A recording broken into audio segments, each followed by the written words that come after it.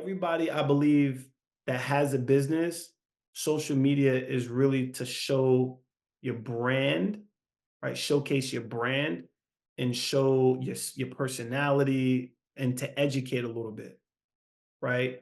And that's just the way I look at it. I don't rely on it anymore to say social media is where I want to get my main source of lead flow organically. Gotcha. Right. Again, that's the main thing we keep saying is you can build a business through social media if you're willing to spend paid ads and do a lot of trial and error and throw money away. You can do that. But is that the most effective way? I don't know. Welcome to Entrepreneurhood, where we break entrepreneurship down into three simple pillars: business, lifestyle, and motivation. Our goal is to use our personal experiences as industry leaders to guide and inspire young entrepreneurs to see the lesson in every challenge. Because we understand that companies don't succeed, people do. Now, welcome the leaders of Entrepreneurhood, Lay Kim and KB. Welcome to the neighborhood. You got your boy Lay Kim in the building, and I got my brother KB in the building with me. We on episode 69, and we decided to call this one Social Media is Dead, right? And that's a very, very polarizing topic, polarizing title, right? And KB is going to let y'all know why we decided to choose that. However, before we jump into what this episode is all about, we want to share with y'all our weekly segment called W's and L's. And that stands for wins and lessons, right? So, KB, for this week with W's and L's, what are you bringing to the community? Do you got a W or do you got an L? It's my year, man. Yeah, I got a W. One of the best W's is get more clarity and to be able to fire myself from my position. Mm, To the extent of helping my team, which is my VA, shout out to Miriam, give her more structure and more clarity about the work that needs to be done on a daily basis for the business so I could focus on the other important things on the business. And just to have it written out and having like everything written in front of me to realize what I need to do to keep this business going and then how I could bring in help to help alleviate the stress so I could focus on, things that's going to bring in the most revenue. that got to be a good feeling, bro. Like gaining clarity, that's the ultimate thing that we aim for as entrepreneurs. And I feel like sometimes those are the best wins. Yeah, because, I realized I was working too much, working too hard. Like, I've been doing this for a long time, but it's like, at what level of I have to be in the forefront, being a person opening the door and also the person cleaning the windows and doing the $1 million deal. Like that can't Yeah. Like can't be. you ain't retire to work 10 times harder. That don't make no sense. Yeah. So doing 15 hours in the gym with yoga mats and complaining women to being on a laptop for 60 hours a week is not it. That's not what I signed up for. Through that, I'm happy though because I didn't rush to scale. It was more me learning my own systems within my business, learning what works, what doesn't work, and it's really down to automation, delegation, and just to have somebody on my team who's prideful to want to help grow my business is a blessing. So I'm really trying to implement that, see if I can find another Miriam because she's awesome. Solid. Yeah, that's one of the best things that you can have is a solid employee that like really got your back. As an entrepreneur, bro, it just gives you a sense of relief. And I know the feeling, bro. So I'm glad that, as we grow and you're adding that to your tool belt of just being like, yo, I'm becoming a better leader and I'm gonna delegate. Ain't no better feeling than that. Yeah, and it's what the CEO is supposed to be doing. So in the beginning, you got to be everything for your business. So if you're still everything in business years later, then you're not really just a CEO. You're doing many jobs. You're not just one employee. You're doing many jobs at your business, and it's like if you're so good at it, won't you get some help? Like, Exactly. Right. So the CEO stands for, Chief Executive Officer, right? And for the new entrepreneurs or when we go through a certain season, the alternative name for CEO is Chief Everything Officer, right? facts. Yeah, when you the Chief Everything Officer is like, yo, that's no fun. There's no fun in that. So I'm glad that as you know, you writing stuff down, it's gonna give you more clarity.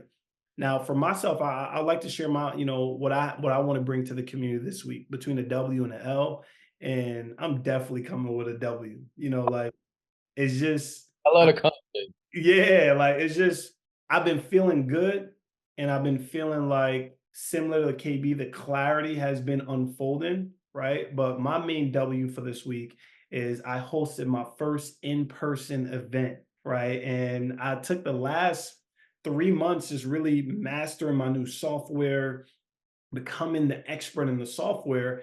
And I went on a networking frenzy last week, You gotta right? tell me the name of the event. Say that again. Name of it. Oh yeah, so the name of the event, my event is called the Business Growth Workshop, and it's hosted and sponsored by Lake Kim James Coaching, and it was just powerful, bro. It was something that like brought me a lot of joy, and when I went on that networking frenzy, I want to, prior to my event, I made a commitment that I wanted to go to 3 to 4 events a week to make some solid connections and then invite people to my in-person event. End up overachieving for the week. So I end up going to, I think, 8 events that week. It gave me a solid pool of people that I could bring into the event. So my event, I invited 8 people to my event and I had 7 people show up. So I had an 87.5% show rate. And that's rare for people that host a first event when the goal of it is to be intimate, right? So some people say, yo, bro, 8 people, like what kind of scam y'all got going on, right? But the goal of my events is meant to be more intimate, and that way everyone could actually leave the event knowing each other's name and knowing how they could serve the business as well as learn from yours truly. So it was solid, bro. That's my win for the week. And I'm now planning the next event, which should be March 16th. So I'm super excited about that. Let's get it. Yeah, I got an event too, so we definitely gonna be connecting that day. Yeah, bro. Like again, and what I like is when entrepreneurhood, we divide and conquer. And that's the second time this year that we've been doing events on the same day in different cities. And that's just people should be paying attention to that because that means entrepreneurhood, we really expanded. That's a fact. Yeah, bro. So let's tell them what this episode is about. So why would we choose a title that's called "Social Media is Dead"? That's crazy. It is crazy, but it is dead.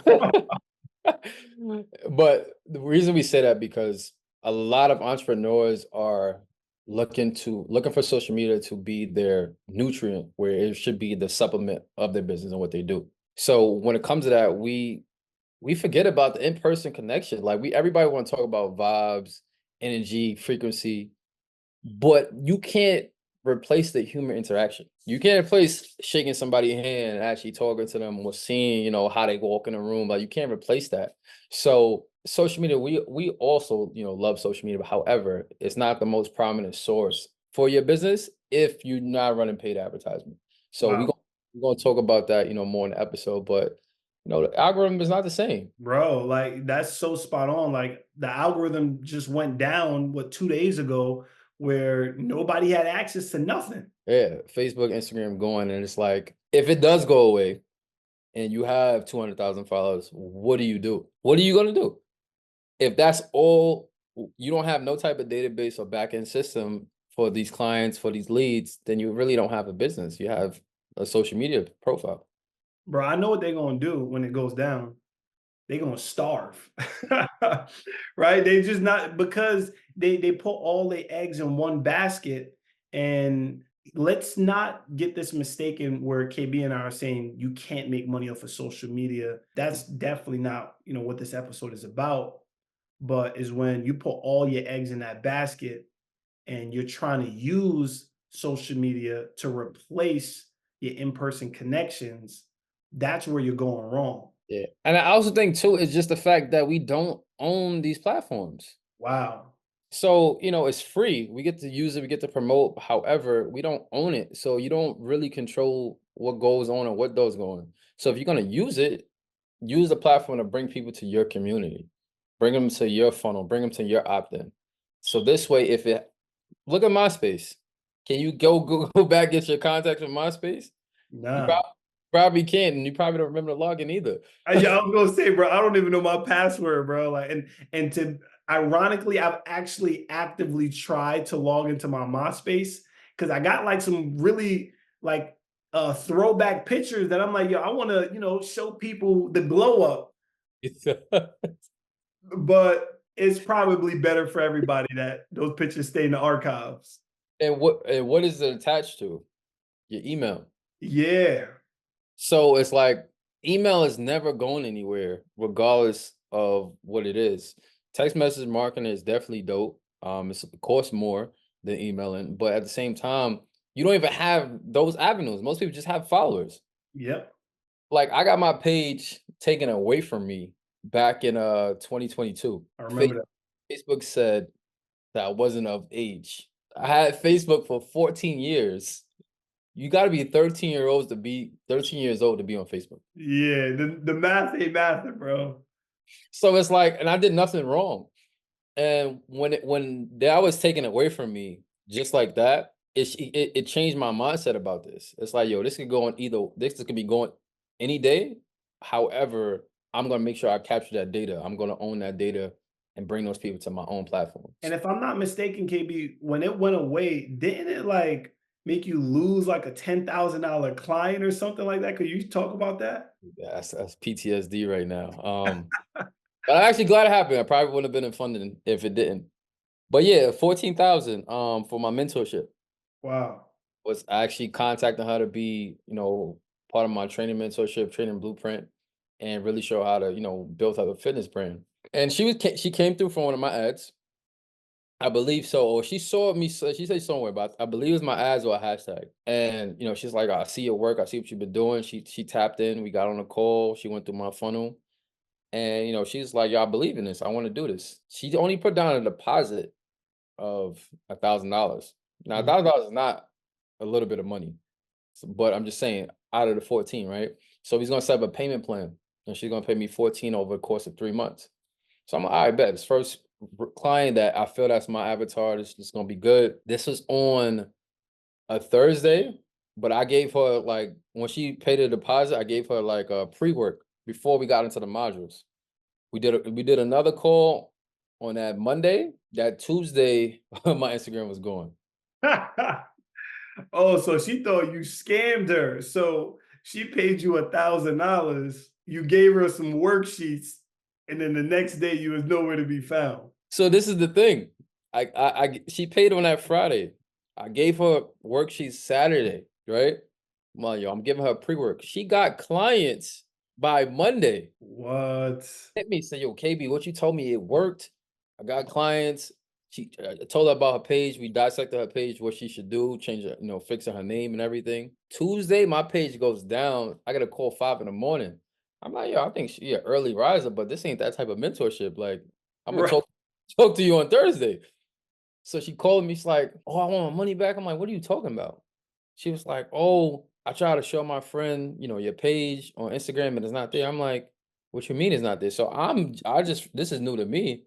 And then she's like, it's not there. And I think this is a scam. I don't play like that. I'm talking to you like at And this is 5 in the morning. 5 in the morning. It's crazy.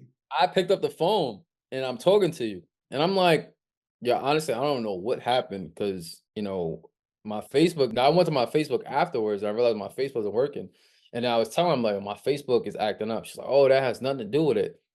I'm like, Facebook owns Instagram. And she was like, no, nah, I don't play these games. I need my money back. I'm like, listen, I'm not worried about your deposit. I'll send that back to you and I'll still help you and do the call on Thursday because I want to make sure that you win. If my shit never come back, I still gotta tell you I gotta implement what I'm telling you. Yeah. And she was like, oh no, nah, this is crazy. You seem like a good person, but I don't know how y'all do it in New York. I'm like, oh my God. Wait. Where is she located, or where was she located? Maryland. Say that again. Maryland. Maryland. Okay, got you. Yeah, so it was crazy. So from that experience, that was probably the worst 72 hours ever for me because I would just felt she attacked my character, one. And two, it's like, yo, I built this but I didn't build Instagram. I used the platform. I built my following. However, it was tough for me. I went through a little depression Yeah. as it was going on. I'm figuring out trying different ways. I'm about to pay people all these different fees. I'm sending all these disputes to Facebook. I'm looking up on YouTube. This ain't right. They trying to do this, stick it to the man. Like I'm about to be Malcolm X over this. And then Thursday evening, I just accepted it. I'm like, if it don't come back, I'ma still build it. Cause I had my fitness page, not KB Training, my Team KP app. And I'm like, and I made a post. I said, yo, this is kind of crazy that just happened to me, but I ain't gonna let it stop. If I gotta build it over again, I'm gonna build it over again. Then I get an email from Meta, like 6 o'clock in the evening. Oh, we're so sorry. We apologize for any inconvenience. Your account has been reinstated. Crazy, yo. What? So first thing I did is screenshot the thing and I sent it to the potential client. Oh, that's good for you. Like she wasn't even apologetic about it, as if I did something wrong to her or she attacked me, accused me of trying to scam her. And I was even willing to meet her in person during those 2 days because she lived in Maryland. She was like, "Oh, I'll come to New York." I'm like, "All right, we can meet up," and she didn't come. It showed me, like, you know what? I'm verified before Instagram. Facts. Like I help people in real life. I got, real followers in real life. And from that point on, I just had a different mindset or approach to it. It's like I'm gonna use it while it's here, but if it's going, it's going. But I'm always have a setup, just in case if it is going. And that's dope, bro. Like just kind of having that realization and saying, yo, like I got real life influence. I feel like that's something that's powerful. And that's probably why we're, talking about this because what we shared and what we discussed is, and me and you offline, we talked about this. You're like, yo, I know people that have 100,000 followers or 50,000 followers. And if they're to put together a live event, they couldn't get 10 people to show up in real life. I witnessed it, bro. I witnessed it. And it is sad because it's like everybody might be like under your page, but they don't really tap into what you actually do anyway. So you have followings, but how many of them are actually target clients or how many actually are paying customers? Mm. And it's a different ratio then.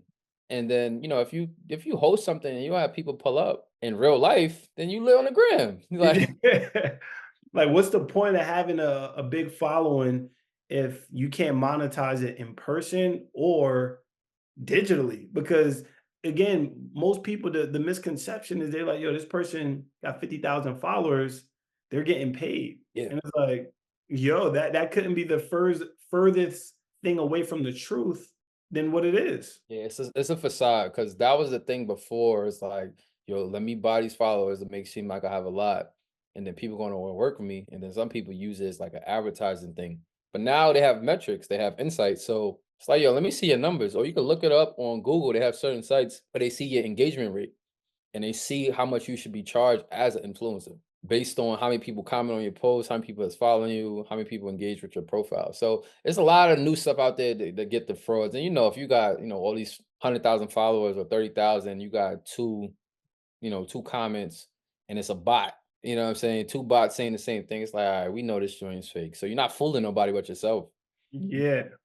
You don't want to do that because you can't track your progress. You can't track your KPIs, your engagement of what's working and what's not working. So, it makes no sense to cap on your numbers. Like we too grown for that. Like Nah, that's a fact, bro. And I feel like it's like almost high school popularity, right? And people want to be fake popular, right? So another thing that I want to address, and I think we should talk about, is how the algorithm, how it's been acting recently.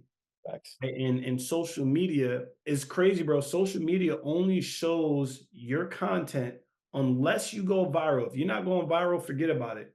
But when you make a post, it shows your content to 7 to 10% of the people that follow you.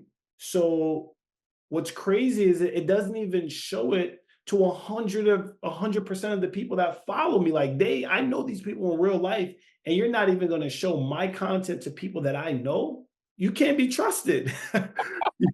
Social media can't be trusted, bro, because for me as a user, I feel like that's the minimum expectation. I don't want you to, show it to a bunch of random people. At least show it to the people that follow me because they want to see my content. So once I start realizing that, I was like, yo, I think I've been doing this wrong. And I've been relying on a platform to showcase my skill sets, my abilities, and my service to the people that I want to serve. And what's crazy is a lot of the time, the things that go viral, you don't get paid for, right? Or the things that go that does the most engagement are not the things that you want to be paid for. Like anytime you post something about relationships or sometimes a cool trip or, some type of engagement or whatever, those tend to be the things that get the most engagement, the most views. But when you post something about your business, you see the difference in the quality. And it's like, yo, what's going on? What's up with you? So how do you feel about posting or making content and posting content So for Instagram in particular? So I think it's still necessary. It's Mm, still necessary to do. But again, like what we said earlier, it's really meant to be a supplement, right? So everybody, I believe, that has a business, social media is really to show your brand, right? Showcase your brand and show your personality and to educate a little bit. And that's just the way I look at it. I don't rely on it anymore to say social media is where I want to get my main source of lead flow organically. gotcha. Right. Again, that's the main thing we keep saying is you can build a business through social media if you're willing to spend paid ads and do a lot of trial and error and throw money away. You can do that.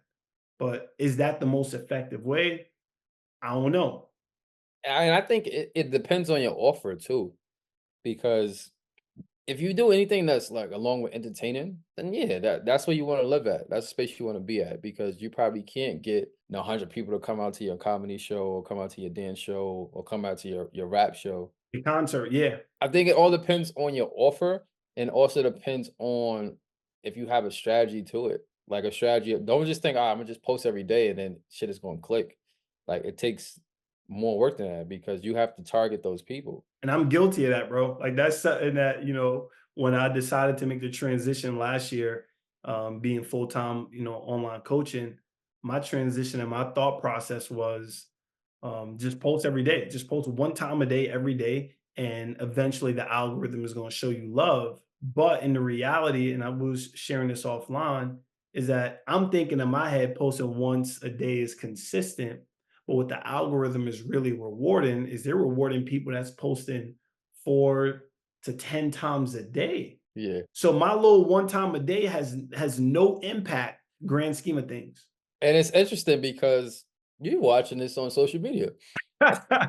Exactly, facts. But it was even more dope because when you meet one of us in person, you're gonna see the consistency of how we communicate, but you're also gonna see the energy that you can't replace. And I think that's what the part that's missing is that, COVID, put us in a Zoom era. It put us in a virtual, connect era, which is great because we get to meet people from different places that we can't physically touch. But it's nothing like the human interaction. Like it's nothing like reading somebody's body language, picking up on certain things. And that human touch, it changes everything when it comes down to it, trustworthiness, way somebody shake your hand. So it's like those little cues is deeper than, just behind the screen. And I think that's the part that's really missing is the psychological part of actually genuinely meeting somebody and building a connection with them. Because now when you speak to these TikTokers or streamers in person, they are just the act. They can't even have a conversation to articulate themselves. Like I'm a dropout. However, I know how to articulate myself when I'm speaking, I know how to communicate. And it's like, yo, you don't even know how to keep eye contact when you talk. You don't know how to say a complete sentence. And it's sad. It's sad more than anything because the younger generation, they just is consuming information so much where they didn't even say like real words and they just like gangster.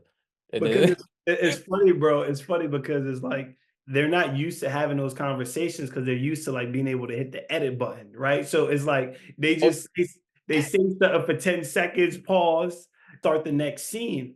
So when this is like, yo, this is real life and there's no pause, we can't have a conversation. You'd be like, pause, pause. I got to switch to the next scene. Like that's not how things are supposed to happen. Yeah. That's not how the human interaction works. It's so funny, bro. And as I go into the schools, like I'm not speaking theoretically. When I go back to the schools for career day, just even a kid coming up, it's not even just him being nervous, but it's like he's looking down, he's twirling, not even getting the message across of what he wants to ask. And when I see that, I'm like, damn, like he probably just scrolling all day and Yeah. not really, using his words or not really speaking. And I think, we got to do something about that. Like that's, where are we going? Like, where is this leading to? Granted, now some of them are using technology to advance in certain ways, but majority of them is dampening them and is dampening as far as how they, communicate and how they articulate themselves. Where they're not, and I see that with adults too. Yep. So social media is killing them. It's killing us. Yo, bro, and I think it's such a vulgar way to put it, but that's the reality. It's helping and hurting us at the same time. And I'll say that in the camera. Social media is helping and hurting us at the same time.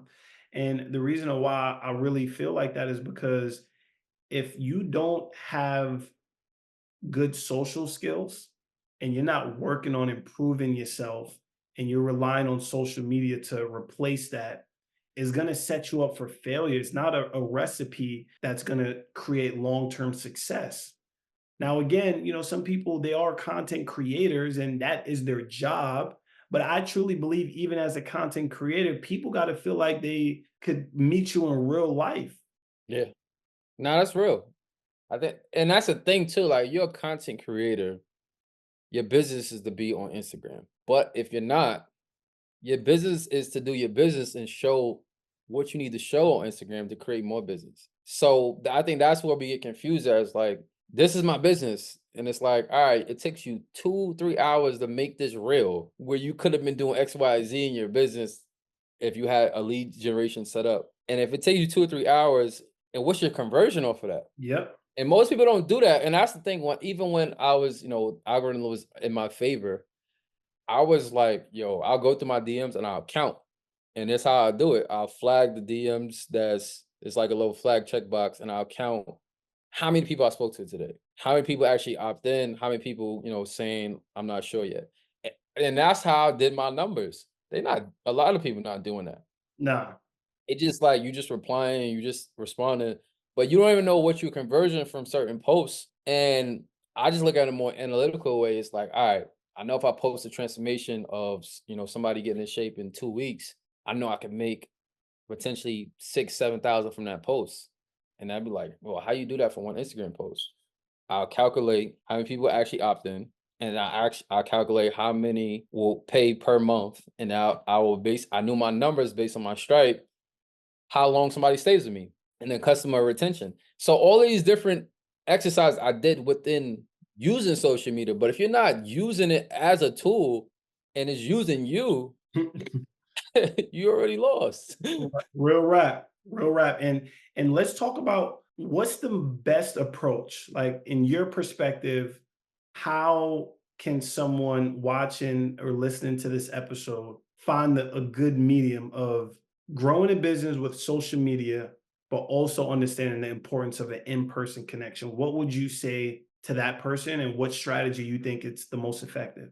I would say lining up your offer about who do you want to serve, what do you do, and how do you do it. And that would be the baseline. And then from there, you'll figure out where those people at. And then you would use it as a tool. You follow those people based on a certain type of industry or what they follow. So what that means, being that I was training women, I used to follow people that they were influenced by just to get more messaging and understanding. So I'll follow Meg Thee Stallion, I'll follow Cardi B, I'll follow these different brands, and I'll use that as my data, find my target client and keep tabs on them.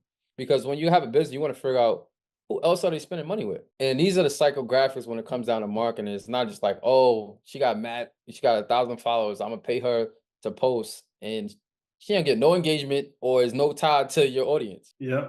So that's the next thing. And also the third thing is also having the setup to bring them all for the platform. Yep.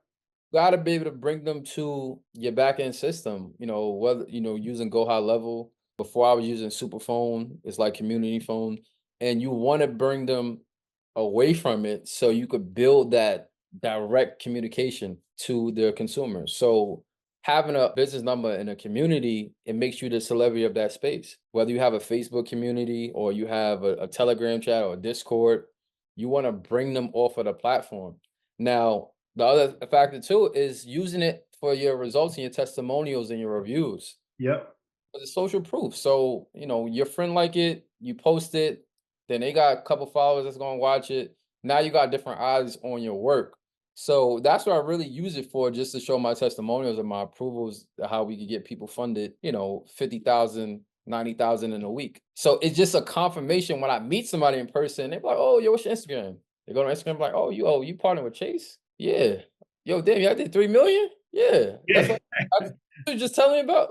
Yeah. So it's confirmation of what I already do already. So it's like it tells its own story, but it's not like I'm really looking for my followers to come in to tap in and buy my product. No, they probably not even, directly for them, because a lot of people been following me from personal training. They just been there, which Yep. is cool. But at some point of their life, they know somebody who need to get business credit or they want to start a business. So having those factors of knowing your baseline of what do you do, who do you serve, how do you help them, to actually targeting those people in that particular community that you want to go after, see who they influenced by, and then what did I say after that? I think this joint was good, bro. I was just like really locked in on the steps by steps.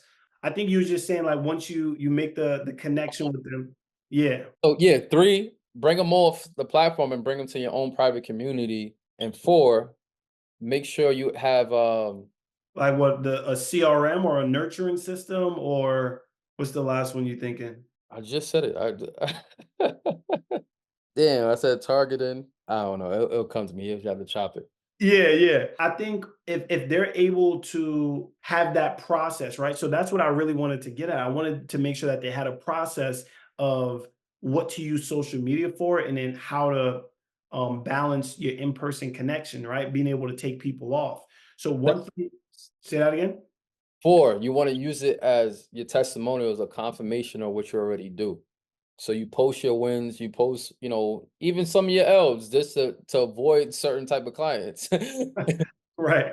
Definitely you want to post your testimonials as confirmation. Heavy, right? And one thing that I would say is the reason of why we're saying social media is dead is because I truly believe most people, they don't have an in-person strategy. Facts. You have to have an in-person strategy. So what are some strategies? I really want to give people some tactical things that they could do, right?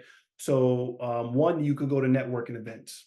2, you could go to pop-up events, right? 3, you could join a networking group, right? So KB, he's a part of a networking group called BNI, right? Right. So that's a BNI group. That's a group, they meet every single week. You could also join something called the Chamber of Commerce, right? That's a hidden gem that KB and I were going to be tapping into by the end of Q1, maybe Q2, depending on how busy our schedules get. And then the last thing is being able to host your own event, right? So one of the big things that I'm doing is I'm hosting in-person live events where people get to meet me, they get to shake my hand, they get to hear me speak live in the flesh. They get to see how I dress, right? And that's going to lead to people saying, Lay Kim or KB or whoever is listening to this, yo, I trust you a little bit more because I met you in person. I got a chance to connect with you. And from there, as you implement those strategies that I just shared, then you say, okay, they're going to say, I need to look you up more. I need to, justify, is this a one-time thing? And, people speak bad about you after these, or people speak bad about you online, or you've never really gotten anyone results. And then you say, hey, now you could connect with me on social media. And when they connect with you on social media, like what you just said, KB, now they're vetting, they're vetting your wins, they're vetting what your lifestyle is like. Because if you do a good job of posting, hopefully you sprinkle in some lifestyle content, right? Yeah, beliefs. Yeah. And it just really nurtures them. So again, to like what KB said, the goal is make sure people know you in real life. And then as people meet you in real life, then you connect with them and they vet you based on what they see on social media. But if you do a good job of meeting them in real life, you're exchanging contact information, emails, you're saying, join whatever community that you build in. And that's the recipe, right? That's how you make social media stay alive, because it's not your main source, but it complements everything that you're doing in person. Yeah, I think that was dope, bro, how you laid it out, because that in-person interaction, especially when you're doing big deals, it matters. Like your energy, your vibe, it matters when you with somebody, you're like, I don't know, it's something about this person. I can't put my finger on it. That changes everything. Was Yep. it feels right. Like he was saying the right things. He addressed this, he addressed that. I think I'm gonna do it. And I think that aspect of it, it can never be changed. AI can't, replace that. Nah. If you could learn how to communicate, that's one of the most powerful skills to know, where you could communicate whatever you could communicate for somebody else's brand. Yep. That makes you valuable. And I think that's a skill set that's been undermined because of social media platform. And it's like you got to be able to combine both of them to have a superpower for skill set and brand. Heavy, bro. And I feel like that's how we should, wrap up the episode. So I think as we transition into our final thoughts, what will we say to people as their, like, the biggest takeaway we want them to take away from this episode? Social media is dead, right? Dot, dot, dot. Like, how would you complete that sentence? And what's the final thoughts you want them to take away from this? I would say social media is dead if you do not know how to operate in real life. And by operating in real life is be able to communicate and be able to really voice the problem that you solve, whether you have a product or service that you're selling. You got to be able to use your words to be persuasive. You got to be able to articulate yourself so people can really get adjusted to your brand and your vibe and your energy. And use social media as a tool to complement what you already do in real life. So, there's a lot of cap and a lot of, highlights, no lowlights on people's Instagram. However, when you in person, you cannot fake that. So be real to who you are, stay true to who you are, and use it as a platform to display what's the mimic of your real life. Heavy. And I want to share my last thoughts as well. So I say social media is dead if you don't have a strategy of making in-person connections, right? So in-person connections, what I'm realizing is going, like what KB said, is never going away. And we need to make sure that we're building these genuine connections, right, in person, and we're finding ways to connect with people. And then you just use social media as a addition to build that brand. And there's a lot of different ways. You got to have a way to take people off the platform, right? You could even, like, I know YouTube is kind of a social media, but YouTube is a different way to do it. You could create a podcast. You could do your email marketing, your text message marketing. If you have your own app, there's just so many different angles of what you want to use social media for and where you want to drive people to. And if that's your intent and you're playing the long game of using it to drive traffic to a permanent place that you have 100% control over, that's how you scale and grow a business. So hopefully you guys got something from this episode. Hopefully there was some value. If you are getting any type of value from what KB and I just shared, do us a favor and leave a 5-star review, right? We pay attention to who reviews and who shows us the most love. And what we're doing is, as people leave us 5-star reviews, we're then looking to reach out to those people and see how we could help those different entrepreneurs grow their business, right? By supporting us. So if you support us, KB and I will find a way of how we can help you grow your business. Your Cash App, Lay gonna send you $100. Hold on. Time out. We ain't agree on that. But now, hopefully, again, people got some value from this, and we'll see you guys next week. Entrepreneurhood. Good. Anyone can start, but only champions finish. Now that you've completed this episode, you're ready to continue your journey by connecting directly with our hosts of Entrepreneurhood. Follow us on Instagram at The Entrepreneurhood to stay updated with the community. For each episode, the first set of listeners to tag us on Instagram and leave a 5-star review will be entered into a drawing to get a free one-on-one coaching session on the topic of entrepreneurship with our hosts. Remember, there is no shame in struggling. Because we fail, we grow, and we win. Right here on Entrepreneurhood.